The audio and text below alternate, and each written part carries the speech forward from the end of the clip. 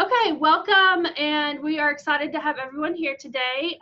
It's my pleasure to get to introduce Kara Black, who is going to present to us on students in transition. All right, thank you. As Holly said, my name is Kara Black. I am an academic advisor in the Spears School of Business at Oklahoma State University. Just a little bit of my background. I've been at OSU what feels like forever because I did my undergrad here and then I did grad school. So I'm coming up on a decade here in the wonderful town of Stillwater. But I've been in my position as an advisor within the Spears School of Business for about 2.5 years now. So picked up some tricks along the way, learning some new stuff, as I'm sure we all are with everything that's happening in the world. So I want to talk today a little bit about working with students in transition. So as we look at what we're going to cover today, it's going to basically be an introduction to Schlossberg's transition theory or theory of transition, whichever way that you've heard it. Got to dust those cobwebs off for those of you who may have been a while since you've learned it, and for those of you who have never been introduced, yay learning. And within that, we'll be talking about the types of events that leads to student transition, what's known as the 4 S's, so situation, self, support, and strategies, and then just a little bit of theory to practice. So I actually had the idea for this session a little bit over a year ago, and boy howdy, back then I had no idea the transitions that were coming for us in the next year and everything that's happened here in 2020. But the situation that really brought this to the forefront of my mind is actually very similar to the types of conversations that were covered in the last session of seeing students in my office with the decision making and then having to deal with the transitions from that decision-making process. So in particular, what was a really big issue for me is our Master's of Accounting program is a very big deal here at Oklahoma State University. It's what a lot of our students try to get into, and they have a very strict GPA requirement. So I remember the exact moment I was sitting in my office with my student, and I had already done the math. I knew there was no way they were going to hit that GPA requirement. So it was then just presenting the information, watching them do the math, and then realizing, oh, everything that they thought was about to happen is not what's going to happen. And now we're on a completely different track. So that was kind of what was the inspiration for this idea of looking at students in transition. So for those of you who are not familiar with Schlossberg's theory of transition, it's basically just a framework that kind of comes from a counseling background of the way that adults navigate these transitions that we go through in life. I'm going to keep things at a very high level because theory can sometimes go down a rabbit hole. So this is just, again, very high level at looking at this theory. So there's kind of 3 phases as we consider moving in, moving through, and moving out of transitions. And I kind of think of this on a micro level and a macro level when I think about transitions among our college students.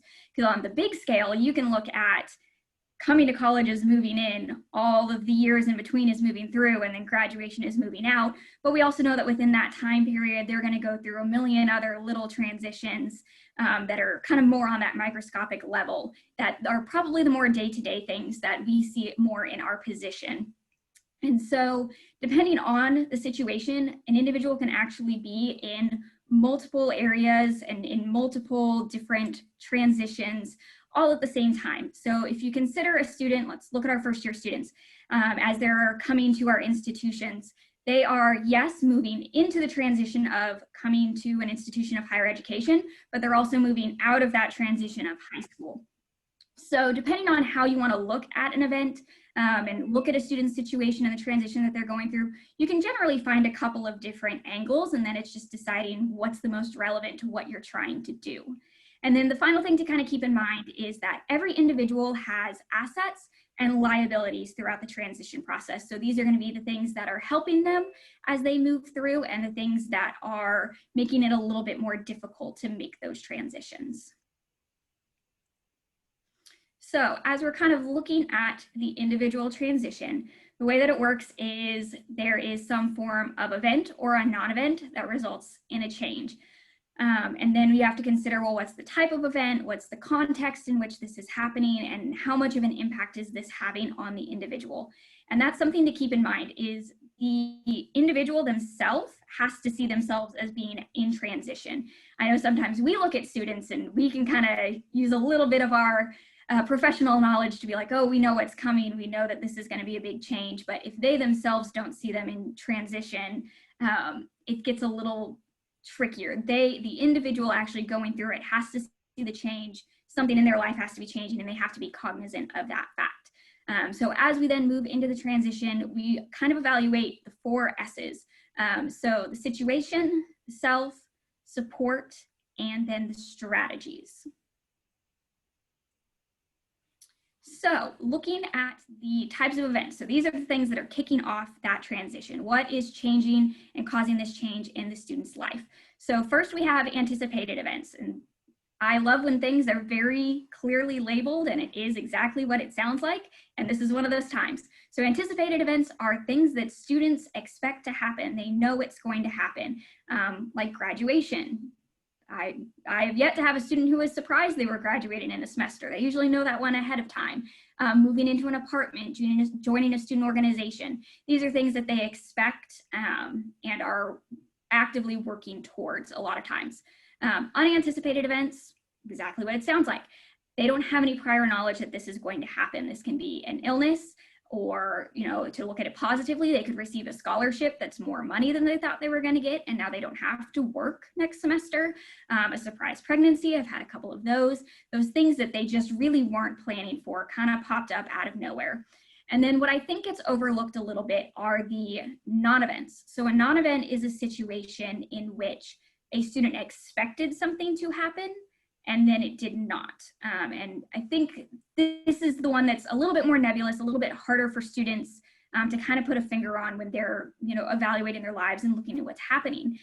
So this can be something of, they expected they were going to go to graduate school, but they don't get accepted.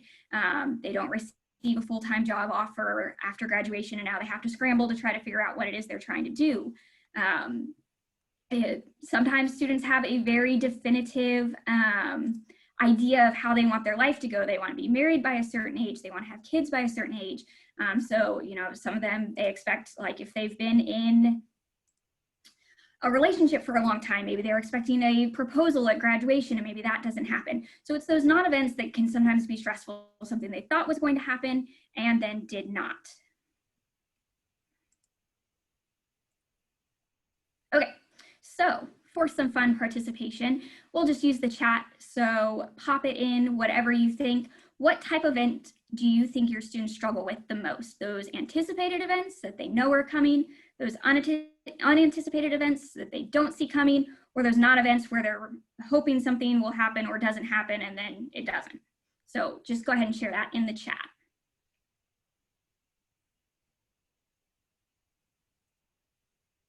Unanticipated events, anticipated, non-events, non-events, unanticipated, unanticipated. All of them, yes. All of them, yes. Yes, absolutely. And some of it, I'm sure, depends a little bit on the type of institution that you're at and the students that you're working with. Because I mean, I work with business students, but even within that, we have our majors broken down. So I personally work with our more analytical students the majority of the time, so accounting, finance, so they have very high expectations. So that can sometimes look very different than when I meet with a student who is a little bit outside of the normal type of student that I work with. So I'm sure that that impacts a lot of what you're seeing of, you know, like some of you mentioned, those anticipated events, they're causing anxiety, because even something that's positive, you know, even if it's a positive anticipated event, even if it's something that they're looking forward to, it can still cause stress.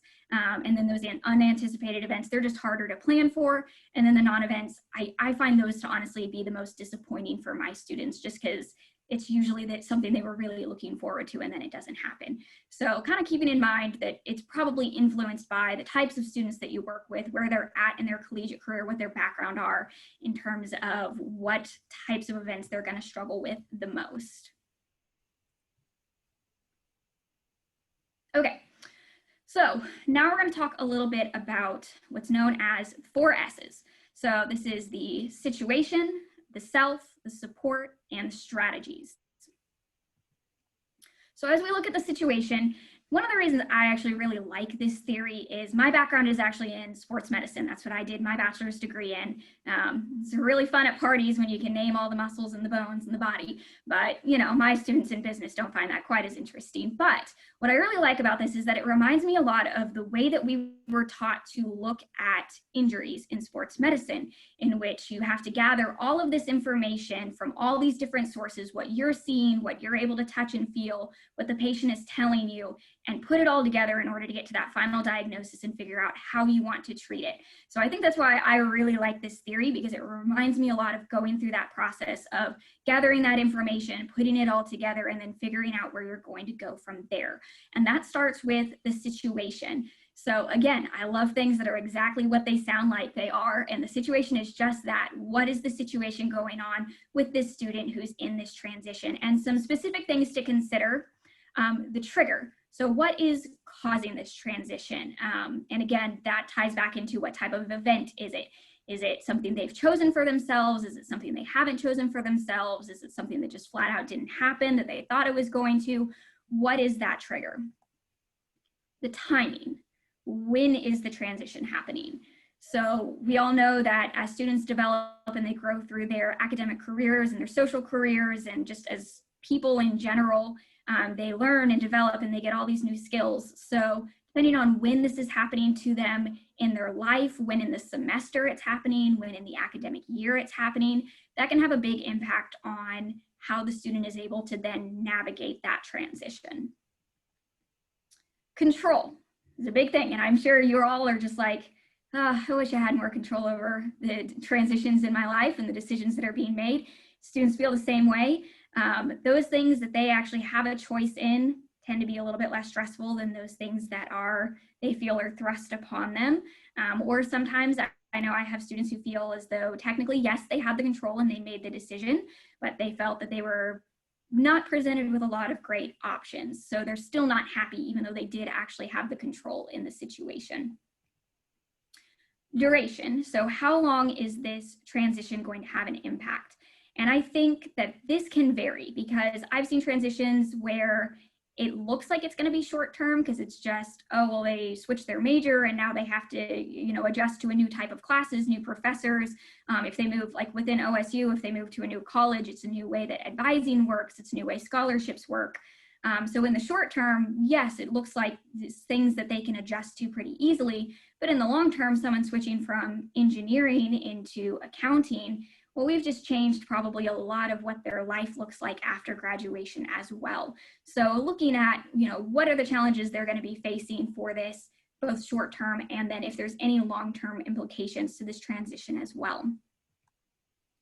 Previous experience is really important. Has the individual experienced a similar transition before? It doesn't have to be exactly the same thing, but you know, a student who's been in a situation that's similar, or even if it is the exact same, you know, they're changing their major for the third time, they generally know more of what to expect, and they kind of maybe will fall into those strategies that they'd already utilized the last time they'd gone through this transition. So just speaking to that experience and how that can play into the level of comfort that they have as they move through this transition. The big one, concurrent stress. So what else is happening in their life at this time? Because nobody is in a vacuum, nobody's in a bubble. Students aren't just taking one class at a time or in one extracurricular at a time. They're doing school and work and trying to be people and being friends and being family members. They're living their lives all at the same time. And so, as we kind of mentioned with, you can be in different transitions for different events all at the same time. What else is going on? And sometimes that turns a little bit into, well, what's the priority? What do we need to focus on a little bit more? Because occasionally I'll have students, they come in and they've waited so long that they've just hit the point where they don't know what to do, but now it's everything. Everything is going wrong all at the same time. And there's just been too much change and they're overwhelmed by it. So then it comes down to, well, what is either the easiest thing to fix or what is going to make the biggest impact if you don't have the option to address everything? And then the assessment, so how the individual sees that transition. And again, it's very important to focus on what the individual thinks rather than what you think. So for example, with the student who sparked this, I had, you know, seen what her grades were. I'd seen the direction it was going. I kind of knew exactly where it was going to end up. She wasn't seeing that, but it, you know, it wasn't my place to make the decision for her. I had to wait till she was ready to make the decision, and realize that she wasn't going to have the GPA to get into the graduate program she wanted to get into. So I view the assessment, like my assessment of it was honestly kind of positive. Like, I was disappointed for her, but I had the foresight to see that it was going to end up in the situation it was. And now I knew that she wasn't going to be so stressed out all the time about trying to make that GPA, and we could explore some other things that she might enjoy more, actually. But for her, it was very negative because she'd been planning on going to this, you know, getting into this graduate program, and that was what she had planned to pursue. So again, it's really focusing on how they view it rather than on how you view it. So whether that's positive, they think this is a good transition, they're excited about it; negative, it's not really what they want. You generally don't see people who are neutral about changes in their life. They usually feel one way about it or another. But occasionally, yes, they can kind of be on the fence, or maybe they're not sure how to feel about it because it comes with some pros, but it also comes with some cons. Then as we move on, we look at the self. So this is really going to be looking at the student who's going through this transition. So looking at their personal characteristics such as age, race, ethnicity, sexual orientation, sex, gender expression, socioeconomic status, as well as their psychological characteristics. So are they a student who has a fixed mindset versus a growth mindset? Are they, you know, someone who tends to be more of an optimist versus someone who tends to be a little bit more pessimistic? Have they had an opportunity to really work and build up their resiliency for challenges and difficulties that they might be facing? And then just overall, like, their mental health, as we know that that's a huge issue among college students these days, and that can have a very big impact on how they're doing. And yes, I will back up for just a second to the situation for the request. Yes, so for those of you who wanted to see the situation slide again.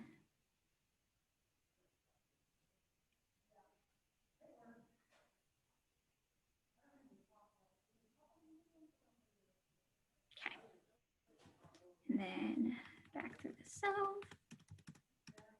Okay, so then the third S is going to be support.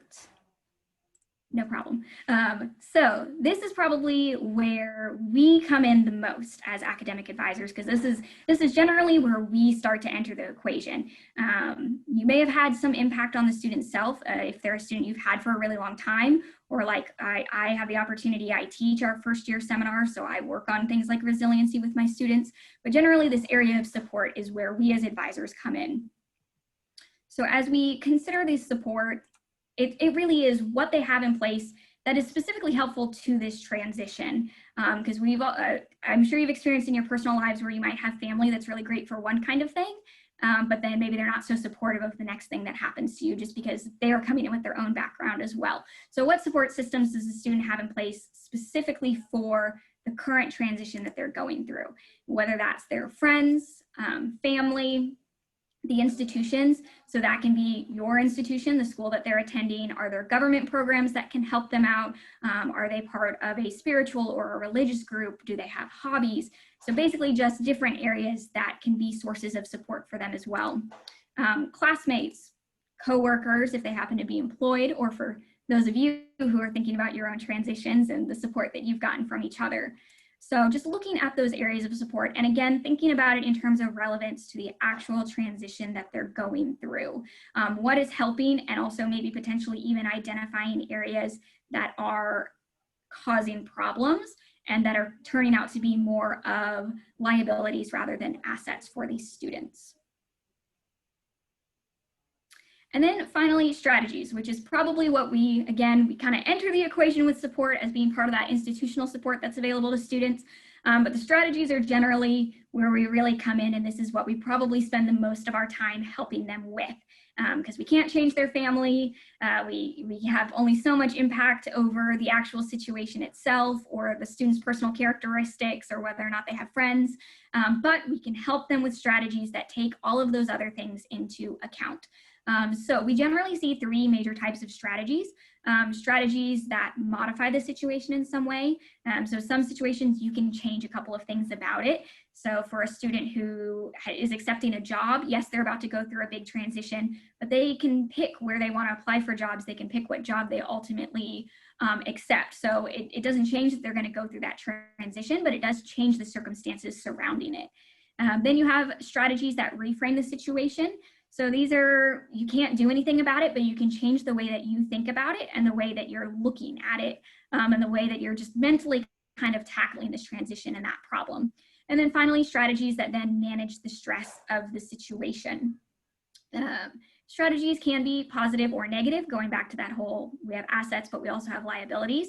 So for example, I have a couple of students who really think the best way to manage the stress of changes in their life is with alcohol. Probably not the most effective way when it's then starting to actually have a negative effect on their studies and a negative effect on their life. So strategies can be positive or negative, just depending on how that student is used to dealing with challenges and conflicts and the previous transitions that they've had in their life, because students like to kind of fall back on what they've done in the past because it's gotten them to this point, right? Okay. So talking a little bit about theory to practice. I challenge you just on your own because you are all in different situations. I know just even within my own institution, when I talk to my advising friends in other areas, they face different challenges and they have different resources available to them. So what I may choose to do with information looks a little bit different from what they may choose to do with information. So for y'all, as you consider how you can actually take the very, very high level basic topic of looking at how these students are going through transitions and the things that are involved with that, how can you use this to help your students? What within your institution or your office or even just your level of comfort, what challenges are you facing in being able to integrate this into what you're already doing, as well as what support you have from those same sources to be able to integrate this. And then finally, consider whether you would implement this internally or externally. Now, what I mean by this is thinking about, is this something I'm going to work through myself and then just get to that strategies phase? So taking all that information that I've gathered about the student over the time that I've known them, or asking them questions and then kind of mentally doing the math and then suggesting strategies? Or is this something where I know the student well enough, or they're at a high, like for their development, it is appropriate to go through this with them, maybe not step by step and just be like, hey, let's write out your situation. Let's write out, everything about you, but asking kind of more of those probing questions. For those of you who do the academic coaching, I'm sure this sounds very familiar to you as well. So thinking about what's going to be most beneficial for the student, helping them work through it themselves, or kind of doing the math on the back end and then helping them work through the strategies. And some of that can come down to, again, the relationship that you have with them, how much time you have to work with them, and just kind of taking into account every unique situation. And that's kind of a plus side of this theory, is it is very flexible and can be integrated in a couple of different ways. And I'd really encourage you to think about what you were already doing that already uses bits and pieces of this, or that this could help strengthen what you're doing, whether that's you already incorporate motivational interviewing, or you use the skilled helper model or academic coaching, or if you get to the strategies phase and you realize that's just falling back on the appropriate referrals that you already do to campus partners. Again, this is meant to enhance and work with everything that you're already doing and kind of make it a little bit more streamlined and just give you a different lens to look at it through. So we're going to pull from one of my favorite students last week. We're going to bring him up as an example. So George is in his third year of college. He is a first-gen student. He's Hispanic, and he came to Stillwater from a town a little bit over an hour away. He's a really good student, like almost all A's, a couple of B's here and there, but he has consistently expressed doubt about being here in college. I've known him literally from the first day he set foot on campus, and I have probably had at least 6 conversations with him about leaving OSU. And I've always convinced him to stay, and we've always figured it out, but this is an ongoing conversation with this student. And another source of conflict with this student is his major. So he started as an accounting major, and then we switched to finance because he wants to do investment banking because it's very important to him to have a career that's going to let him make a lot of money and support a family, but he doesn't necessarily like being a finance major.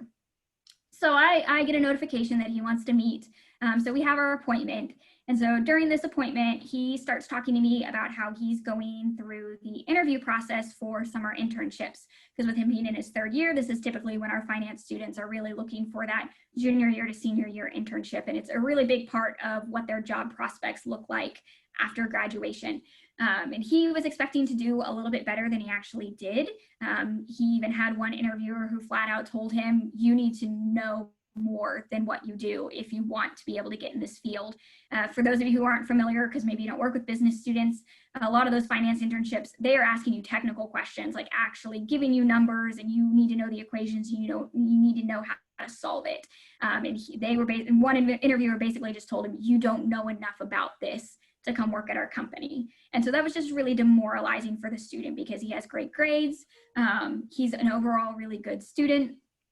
And he just thought he was going to do a little bit better and get more second round interviews than he was getting. So he finally comes to me and he's like, you know what? We've had this conversation a million times before. We're going to have it again.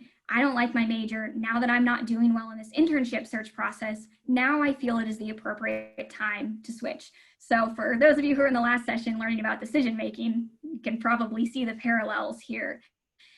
He decided he wanted to switch his major to entrepreneurship because he's been very clear for the last about year or so with me that his ultimate goal is to go open his own business.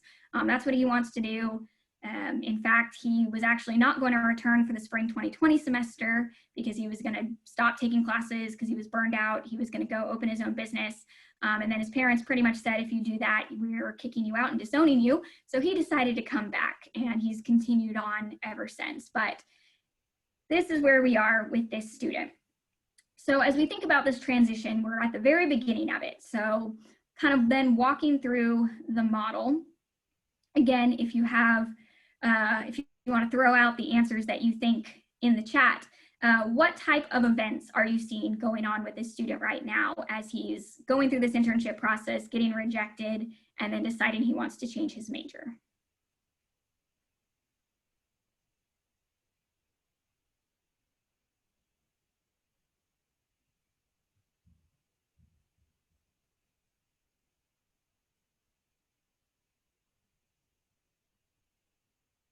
So a non-event from not getting the internship offers, yep.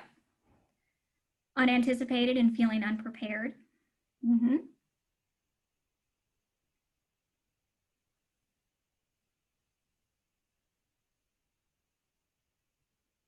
Any other events that you're seeing going on? Anticipated and it was denied. Strange mixture of unanticipated, anticipated. That's personally how I feel about it as well. Yes, so I think this is a perfect example of, depending on the lens and exactly which piece of this you choose to focus on, you're going to see something different. So what really kind of stood out to me is the non-event. As one of you mentioned, he was expecting to get more second round interviews because he is a really good student. And he just wasn't getting the interviews he thought he was going to get. So kind of that non-event. But you could also, if you wanted to look at it from a different angle of, it's an unanticipated event because he, wasn't anticipating coming in and changing his major. Or for me, again, and this comes from the background of having known the student, and I've worked with him for, the entire time of me working here and the entire time of him being a student here. To me, it was an anticipated event because he scheduled the appointment with the express purpose of changing his major. I think the actual decision to change his major, he'd kind of been on the edge of it for a long time. So I think it could be a little bit of a toss-up as to whether it's, that strange mixture of anticipated and unanticipated, because he wasn't really expecting the event that actually got him to change, or the non-event that actually got him to change. But it is something that he'd been considering for a while, and he had made the decision before he reached out to me. So I'm categorizing that part of it as anticipated because he was anticipating it going into our conversation. So then as we move into the 4 S's, the situation. So what about the situation stands out to y'all the most? What would you kind of zero in on based on what George is going through?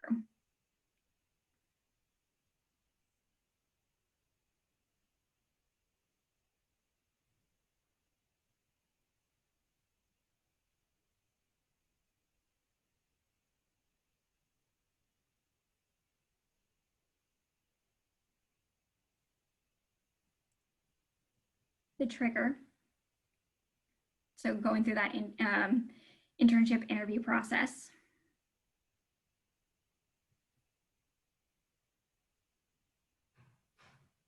What else about his situation? A little bit of imposter syndrome.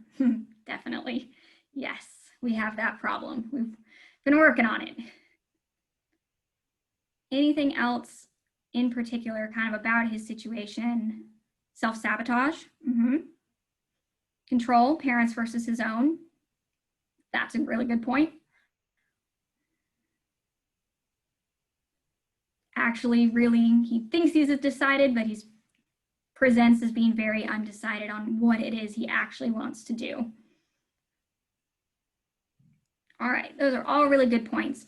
So as we go through kind of the components that I talked about earlier, pursuing a major he wasn't passionate about. Yes, so as we kind of break that situation down, we do have that trigger. So for me, the big catalyst here is that internship interview process. I don't know if there's something further down the line that would have gotten him to change his major, but you know, I don't have force, you know, I'm not psychic, I can't know that. So for this very specific situation, it's that internship interview process and not getting the results he wanted. And then as we look at the timing in his third year of college, kind of important because that's the point where they really start wanting to not change their major because then they're worried they're not going to graduate on time. Control. He couldn't control the internship process. I mean, there's only so many things that students can do. They can have the grades, they can have the perfect resume, but ultimately there's a lot of students who are going to have the same qualifications and the company's going to go with who works best for them. So there's not much he could do about that, but he did have the control over wanting to go ahead and initiate that major change. Duration, I see both short-term and long-term. In the short term, he's going to have to get used to a new major. At least he's still within business.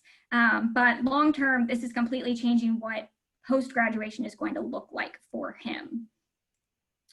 Previous experience, again, we've kind of gotten to this point like several times before and he's never pulled the trigger. But here we are, he did finally do it and actually change his major.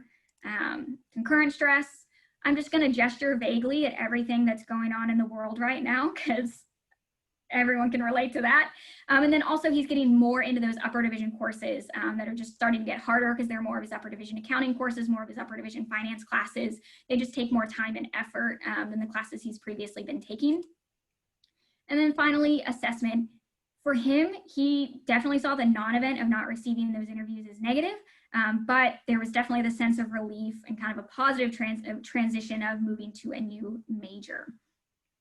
So then as we kind of move through some of the other components of this, looking at the self, he's a first-gen student. That has definitely played in with a lot of the imposter syndrome, self-sabotage, really trying to leave the university even though he's doing really well. Hispanic student at a PWI, lower socioeconomic status, he does feel a really, really big responsibility to make a lot of money when he leaves college, and that's been a huge driving force for staying in a major he hasn't been happy with. But he is a very resilient student. He has taken every challenge in stride and bounced back from it. But he does have a lot of anxiety. He really doesn't feel that he belongs. We've talked multiple times. He does not connect to OSU. He's actually living at home this semester and taking all of his classes online, and he's really enjoying being back with his family just because he never really built a community here. And I think his anxiety played a big part of that. So then as we look at his support, a lot of things that y'all brought up, the family being extremely supportive of his pursuit of a college degree, but almost in a bad way to where they did have that conversation of, you cannot leave college, we will not support you in that. But he does feel very disconnected from campus life, but he does have a high level of institutional support. He and I have a wonderful relationship. He has a really great relationship with the career services staff in our office. He's got great relationships with his faculty members. It's really just those peer and that lack of campus connection that's a big problem in terms of support.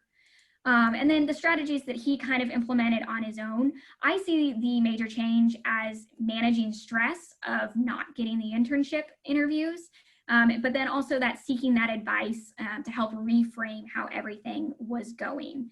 And fun fact, this student actually then called me a week later and said he wants to change his major back to finance because he ended up getting an interview at JP Morgan for second round. So we are back in finance. We will see how long that lasts and if we go through this entire process again or not. But that's just one example of kind of looking at everything that's going into this student's transition, and then from there being able to work with them on strategies moving forward. For me, it's a little different because he did decide he wants to switch back. So it's kind of, I feel like I'm gonna have to go back to the drawing board, but then look, from here, it would be deciding what you can do to help them using all of this information that you've gathered. So just some other examples of transitions that you've probably seen. Student being elected president of a student organization. They have to take a semester off due to finances. They have to save up money to be able to come back. Transfer students, changes in relationship status. If a student gets sick, a family member or close friend gets sick, death of a classmate or a friend or a family member or a pet. And then starting upper division coursework. And these are definitely more of those smaller transitions because yes, coming into college is a huge transition and leaving college is a huge transition, which is probably why you see a lot of institutional support for your first year students and then all of the effort and career services that goes into helping students as they transition out of your institution. But we kind of see a lot, like we do see those big pieces, but I also think we see a lot more of all this stuff that's kind of in the middle. So more participation. So same deal, just drop it in the chat.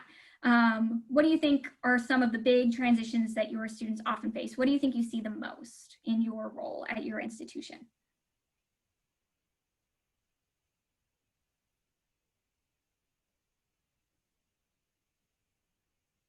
Financial, yes. Major change, yes. Work versus school.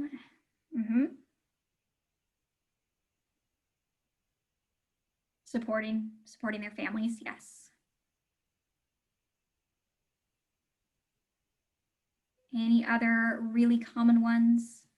Moving to campus, online versus in person, yes. Again, gestures vaguely, families, finances, going to grad school, working with transfer students, yes. Shifting career paths when they can't get into the school that they're post-secondary that you're looking at, high school to college, switching out of engineering to math, same, Brittany, same. Job change, losing their job, I saw that a lot this spring. Starting a family, getting married, new job. So again, kind of finding passions, interests, yes. Kind of all over the place, again, depending on the students that you work with the most. So that's why I kind of like that this is a very general framework that applies very much to that 30-year-old who's married with kids, and the same, it can apply be the same way to that 18-year-old who's just starting. So next question, do you, in your role as students are kind of talking to you, thinking about if you were to apply this framework to students, do you tend to focus more on the situation, the self, the support, or the strategies in your role as you are helping students with these transitions? Support. Support. Support and strategies.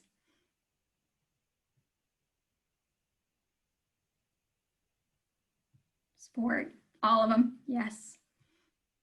You allow them to choose what's most important to focus on. I can understand that, yeah. Depends on the student's situation. Wish you knew more strategies, yes. Support and strategies. Yes. So I think just naturally our roles kind of fall into that support and strategies. And I think, again, depending on the relationship that you have with the student, sometimes support plays a greater role, sometimes strategies play a greater role. Sometimes it depends on how comfortable you feel actually helping the student. And then last question, do you think your students struggle more with the big transitions or the small everyday transitions that they have to go through? So like those big things like coming in or leaving, finding internships, or is it all the little stuff like I don't know how to find anything on campus? So more of the big transitions.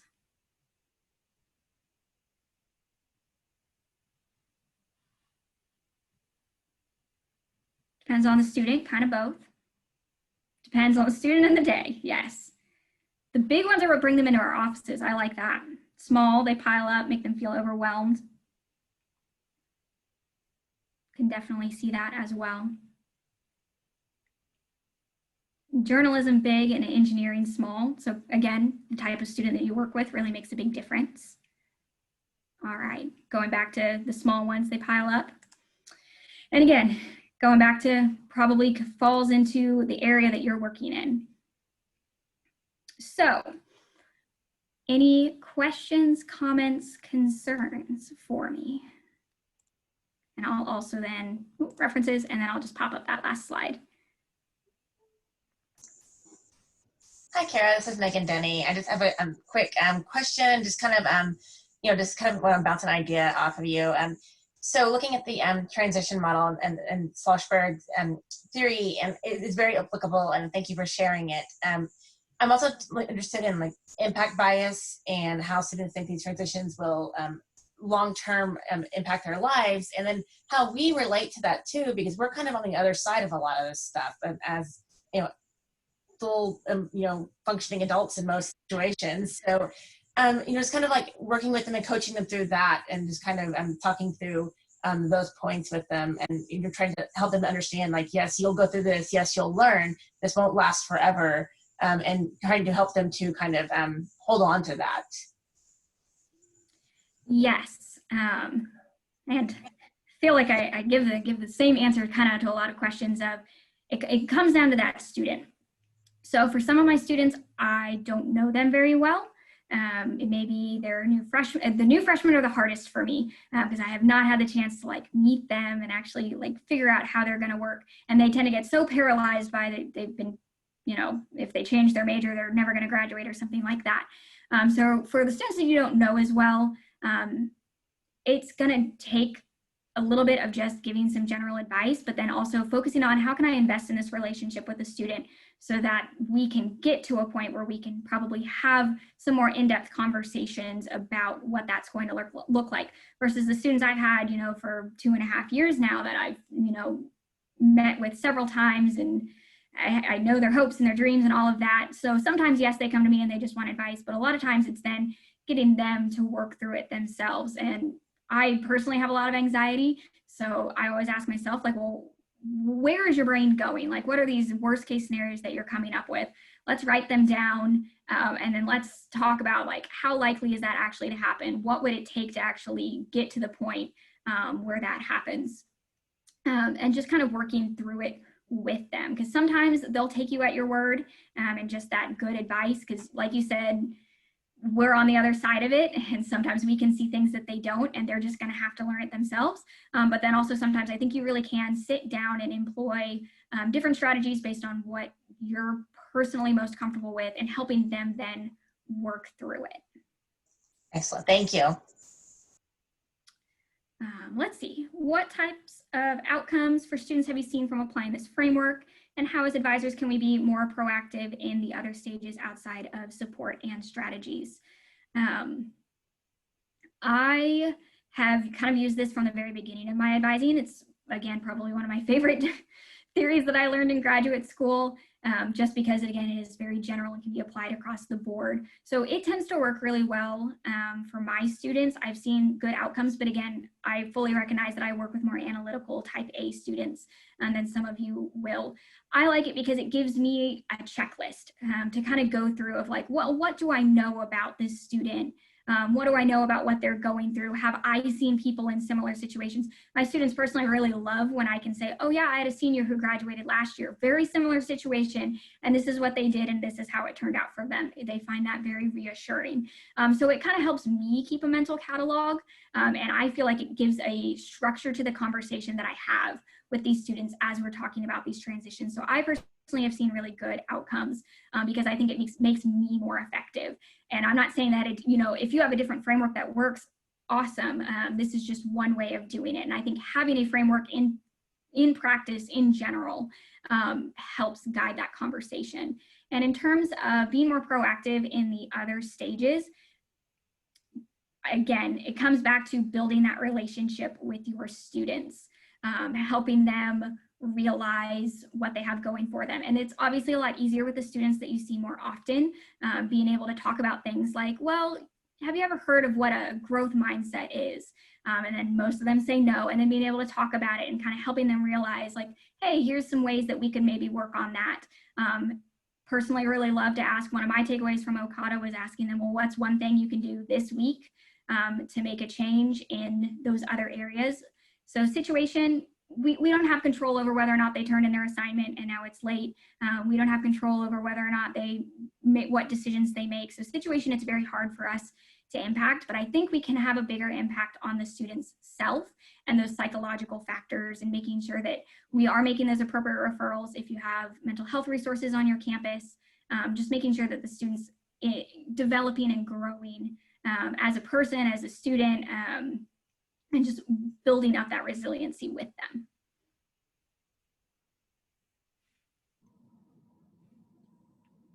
Okay, I think that was all of the questions. Thank you, Kara. We really appreciate you coming and speaking to us today. Just for everyone in the chat, we did add the link to both the session evaluation for Kara and the overall conference evaluation for today. So Megan, would you like to add anything before we close out?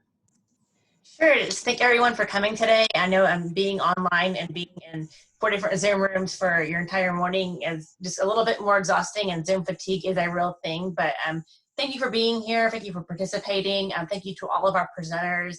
The information is really great to see us coming together and still learning from each other in this environment. So we really do appreciate everyone's support and participation in our virtual and remote conference. Watch your email for some exciting more opportunities that are kind of like bonus material.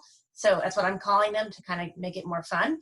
And we really, again, I cannot thank you enough for being here. Okay, thank you, Megan. Everyone have a great rest of your day and enjoy your weekend.